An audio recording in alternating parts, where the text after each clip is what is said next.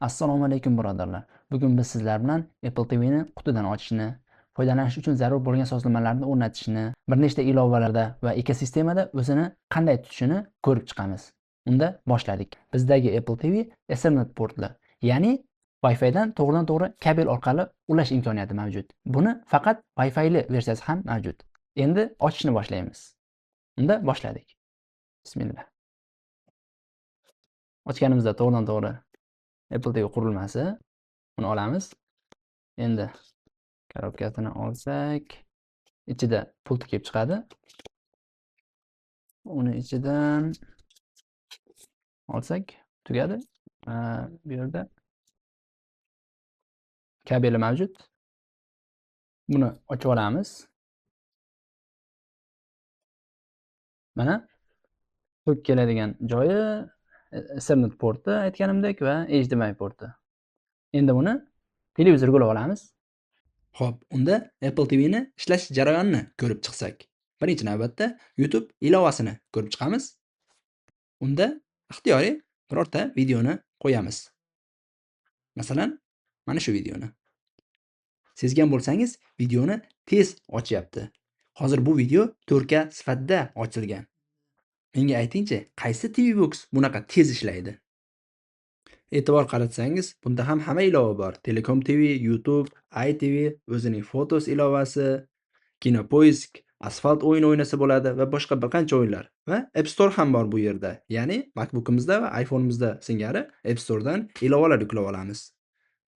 Keling, tvOS 26 ning yangi Sing ilovasini ko'rib chiqamiz. U yerda siz ixtiyoriy qo'shiqni tanlaysiz va mikrofon belgisini bosasiz. Undan so'ng sizga QR kod oynasi kelib chiqadi. Siz uni telefoningizning kamerasida skannerlaysiz va skannerlash orqali siz telefoningizda mikrofonini karaoke mikrofoni sifatida foydalana olasiz. Qarabsizki, siz karaoke zalidasiz. Ana shunaqa do'stlar. Keling, Asfalt o'yinini ko'rib chiqamiz. E'tiboringiz uchun, Asfalt o'yini protsessordan yaxshigina kuch talab qiladi.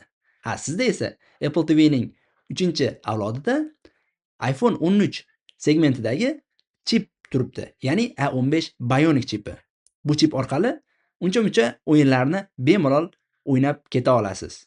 Masalan, mana Asfalt o'yini. Asfalt o'yinida hozir biz ko'rib chiqamiz. Mazza qilib o'ynash mumkinligini. Hozir mana Start Race qilamiz. Sezgan bo'lsangiz, ochishlari ham juda yaxshi. Mana oddiygina pult. Yonmacha qilamiz va bemalol o'yinni boshqara olamiz. O'ngga, chapga, tepaga, pastga davom etamiz. Qarang, Apple TV ning eng muhim narsalardan yana biri bu uning boshqaruv pulti. Boshqaruv pulti faqat tepaga, pastga, o'ngga, chapga, o'rtaga bosib kirish orqali emas, balki uni surish orqali tez harakatlarni amalga oshirish mumkin. Xullas, davom etamiz. Mana o'yinning ham grafikasi juda yaxshi. Ya'ni bu o'yin 4K sifatida o'ynalyapti hozir. Ya'ni mening monitorim 4K sifatida ishlatilyapti. Lekin sezgan bo'lsangiz, hech qanaqa qotishlar, hech qanaqa sakrashlar kuzatilgani yo'q. Ya'ni birodarlar, yana bir bor takrorlayman. Qaysi TV Box bunaqa yaxshi ishlay oladi? Kimdirlar aytishi mumkin, bozorda 300 minglar atrofida ham TV Box olsa bo'ladi-ku. Ular mayli. Men o'zim o'tgan yili $50 ga Xiaomi ning 2-avlod TV Box'ini olganman. Uni ishlashi u 300 ming, 250 ming degan TV Box'lardan ancha yaxshi. Lekin o'sha bilan Apple TV Box'ni solishtirganingizda ishonavering, yuzingizga kulgu keladi. Ya'ni osmon bilan yercha farq bor.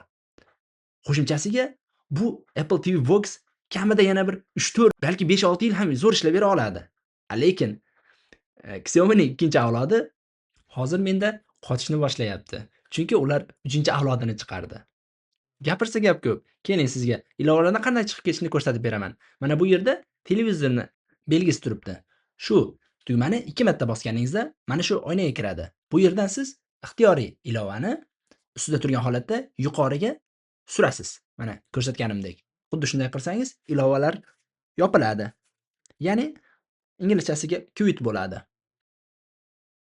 Xullas shunaqa birodarlar, bugun Apple TV bilan gaplashdik. E'tiboringiz uchun rahmat. Videoga yoqtirmani bosishni va kanalimizga obuna bo'lishni unutmanglar. Inshaalloh endi bu yog'iga sizlar bilan birgamiz. Rahmat.